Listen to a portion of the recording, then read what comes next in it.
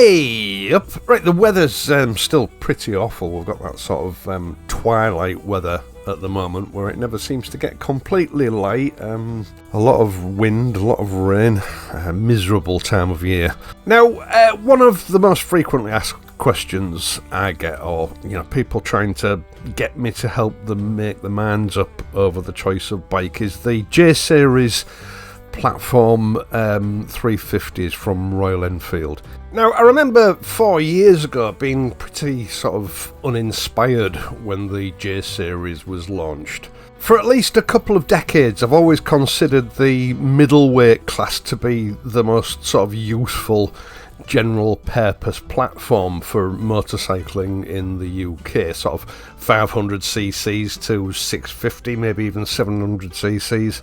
Acceptable, if not earth-shattering performance, enough power to pull a pillion and luggage if you wanted to do some touring, and acceptable fuel economy.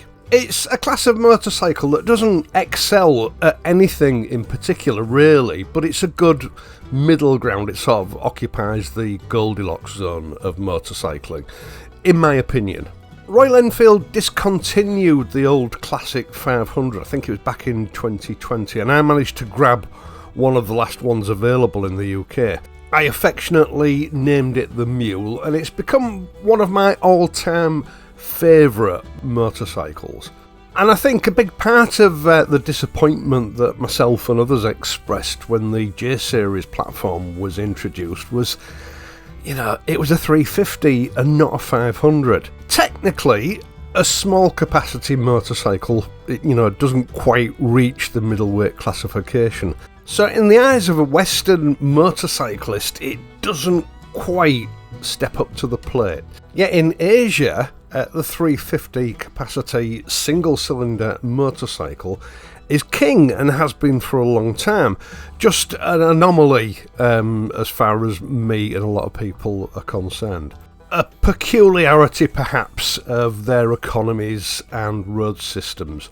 Now, I have extensively road tested all what is now 4 models. Probably the one that I have the least experience of is the Meteor 350. I managed to get a ride on one at Hitchcock's when it first was released, and I was pleasantly surprised by it. It wasn't at that time something that I would consider buying, but actually I thought it was a cracking little bike. For me, it was the 1980s factory custom styling that, didn't really work for me. Nothing wrong with that as such, it just didn't fit in with my idea of a modern classic motorcycle. It is a modern classic in its own right, but it doesn't quite fit into the category that gets me going, if you know what I mean.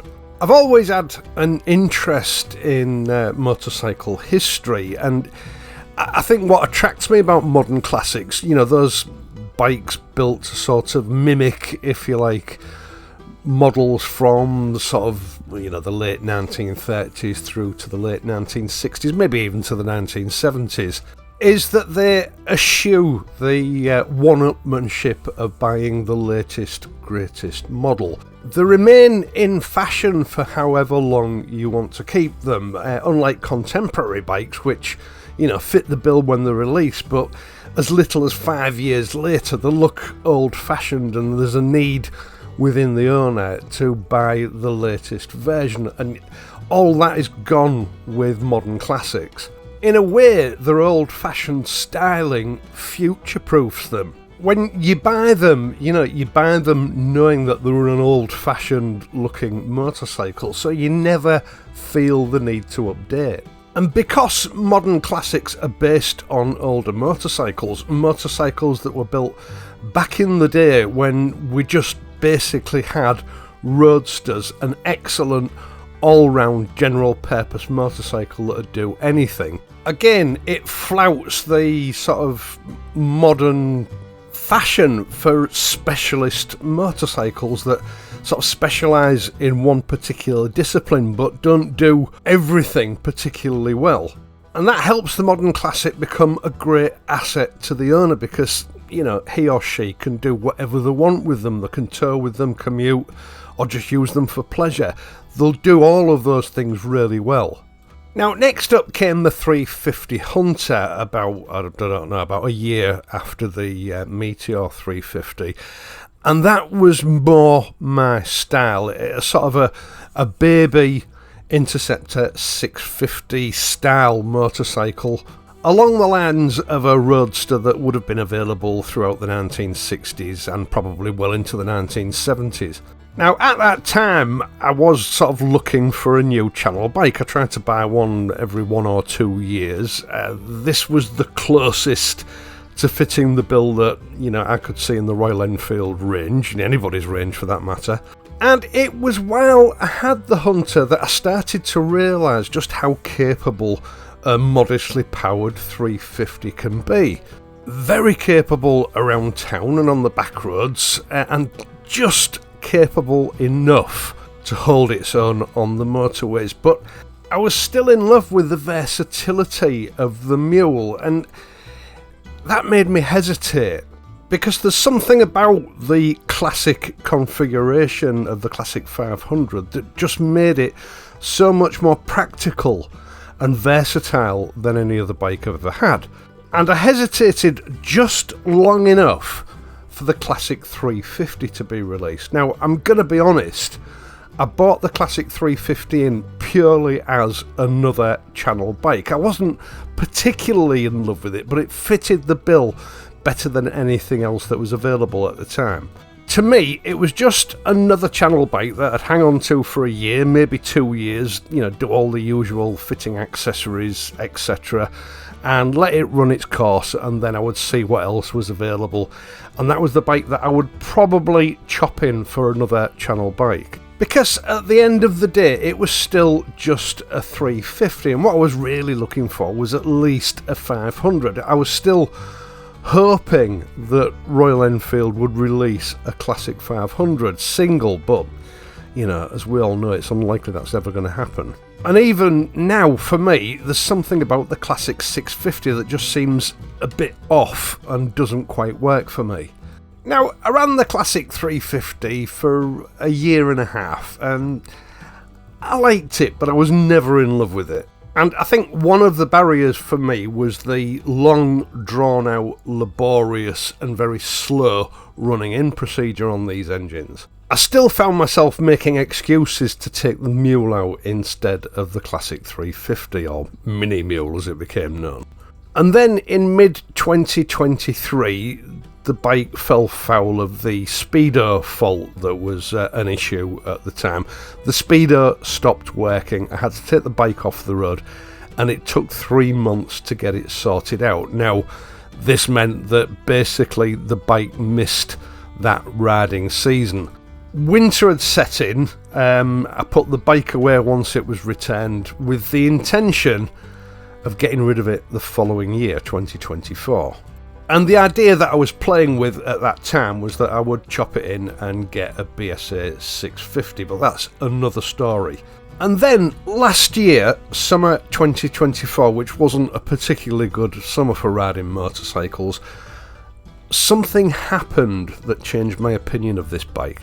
No, actually, I'll change that. Something happened that changed my relationship with this motorcycle. Now, I'd just got the bike run in when the clocks had filled, but obviously I'd not had chance at that time to fully explore its potential.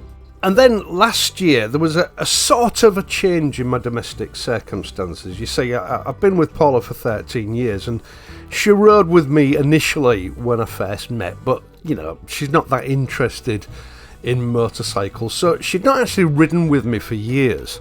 And this created a bit of an issue for me, because the only time I really got to ride was when I was working for this channel during the week.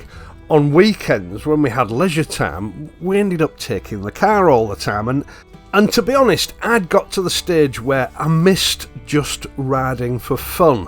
So one day when we were going out, one Saturday or Sunday, I can't remember which it was, I persuaded her to get her gear on and we'd go out on the Interceptor. Now, she sort of enjoyed it, but I didn't. The Interceptor isn't a very good pillion carrying platform. Some people might disagree with me on that, but my personal view is that it's not a particularly good pillion bike, and she didn't like it much either. In fact, that afternoon almost sort of, broke the deal about using the bikes more. So the following weekend, when again I suggested using the bike and she resisted because she didn't like the Interceptor, I pulled out the Classic 350. And after just one day out on that bike, she fell in love with it. Now, I have actually made an entire video on this experience, so I'll cut a long story short. First of all, from my point of view, the Classic 350 really wowed me. It didn't seem to mind carrying a pillion. The performance was very similar to solo riding. Perhaps acceleration is a little bit more sedate, but it had no problems reaching maximum motorway speeds 2 up unless we had a particularly severe headwind. But the biggest surprise for me was just how stable this bike was as a pillion carrier. This little Classic 350 actually seemed to handle better with a pillion on board than it did when I was riding it solo. The suspension was perfect, and to sum it up, it was actually at that stage the best pillion carrier I currently have in my fleet. And to my surprise, from that day on, whenever I suggested that we go out, she always suggested that we take the Classic 350. She loved it so much. Well, she did until the BSA came along. And we enjoyed those few weeks of decent weather last summer so much that the Classic 350 got a reprieve. In fact, I've got plans for it in the future. The relationship between me and the Classic 350 over a period of 2.5 years changed from a tepid friendship to a full-blown love affair. So now I'm going to try and answer that question that so many people have asked me. Now, I can't tell anybody what to spend their money on, which of the sort of J-Series bikes to spend the money on. It's a personal choice. Now, the funny thing is, whenever I'm asked this question, the Hunter and the Bullet rarely seem to be the two models that people are sort of torn between. It always seems to be the Meteor 350 and the Classic 350. And in a way, that's not surprising, because the last time I checked Royal Enfield sales figures, which admittedly was about a year ago now, the Classic was the best-selling motorcycle in Royal Enfield's current lineup of motorcycles, and that includes bikes like the Himalayan and the 650 Twins. By a huge margin. I remember when I checked it last year, they were selling something like 39,000 Classics per month, whereas the other bikes were well down. Now, the closest was the Meteor 350, but even that was about half the sales of the Classic. Now, at that point, Bullet sales were the bottom of the list, but it had only just been released at that point, so it may have changed since then. And myself and Paula did do a pillion test on the Bullet, but she wasn't as impressed with it as she was the Classic 350. From my point of view as a rider, it felt about the same as the Classic, but she did have some issues with the height of the pillion seat and comfort of the pillion seat. And I've got to admit, from a rider's perspective, I did feel a little bit more cramped on the rider's seat compared to the Classic. Now, I think what it boils down to is what you want to do with the bike. If you want a bike that will do absolutely everything, including long-distance pillion carrying, the Meteor 350 and the Classic 350 are both superb choices. The Hunter and the Bullet are probably more suited to somebody who only does solo riding and maybe occasionally takes a pillion. In that respect, it will be a great solo tourer, commuter and pleasure machine. But if you want a bike that will do that and excel as a pillion carrier as well, I think it's got to be between the Meteor 350 and the Classic 350. Those two bikes are the best and most complete all-rounders, which I think is very clearly demonstrated in last year's sales figures. Now, when it comes to choosing between those two bikes, one phrase that I keep hearing is, you know, my head tells me to get the Meteor 350, but my heart tells me I want the classic 350, or vice versa.